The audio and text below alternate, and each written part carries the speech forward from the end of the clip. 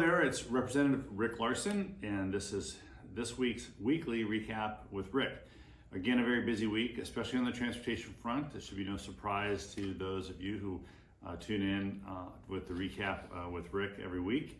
Yesterday, I was at the White House with Secretary Pete Buttigieg and advocates in the disability community to announce a new notice for proposed rulemaking that will hold airlines and airports accountable for how they treat wheelchairs and other mobility assistance devices for people traveling with those. Think of the veteran who is maybe a member of the Paralyzed Veterans of America who needs a wheelchair to get around, and he or she is traveling across the country. That wheelchair gets transported in a cargo hold. We've heard too many stories about these kinds of wheelchairs being damaged to the point of being beyond use. As Senator Tammy Duckworth said at this announcement, her wheelchair is like her legs, because her wheelchair are her legs. And if that wheelchair gets damaged in transport, it's like damaging her legs. She's unable to get around. So this is an important announcement to advocate for people around this country to ensure they can have safe and dignified travel no matter where they're going. Happy to be part of that. And as well, our Federal Aviation Administration bill that passed out of the House has many more provisions to support the safe and dignified travel of folks with various disabilities. Also on Thursday, the House passed a short-term extension of the current authorities for the Federal Aviation Administration, while the House and the Senate continue to work towards a final bill, which we will do sometime in the next 2 months.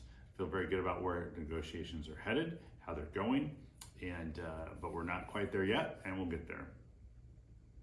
And then it was great to see a lot of folks from the district this week. Just a list of folks, the public broadcasters from our local PBS stations, KBTC down at Bates Technical College in Tacoma, and KCTS in Seattle, which serves the North Puget Sound.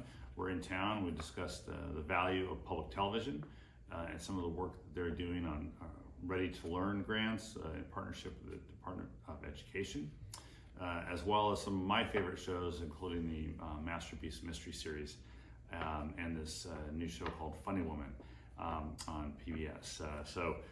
We also had a chance to talk to the Whatcom folks. These are the 9/11 dispatchers in Whatcom County. I visited their facility a couple years ago. They're looking at building a new facility in Whatcom County to support the great work that they do dispatching 911 calls.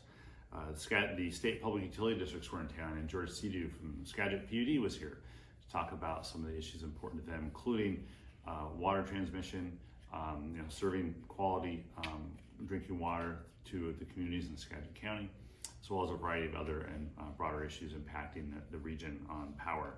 And then our Secretary of Health, Dr. Amar Shah, was in town to talk about kind of that post-COVID recovery of public health and the kinds of things that we need to think about to ensure continued wellness in our population. A population, frankly, that we are still living with the longer-term impacts of COVID-19 on a variety of areas, including our wellness in our neighborhoods. So a lot of folks were in town and from the district.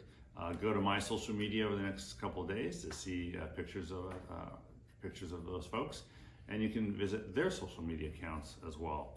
Next week we'll have a busy week. Coast Guard, we'll have a hearing on the Coast Guard about what the Coast Guard personnel is doing and what it needs to fulfill its missions, and as well another on how Department of Transportation grants from the bipartisan infrastructure law are being used throughout the country.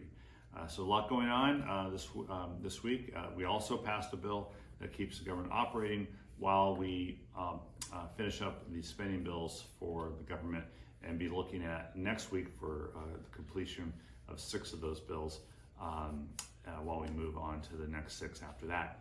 So that's this week's weekly recap with Rick, and we'll see you next week. Thanks.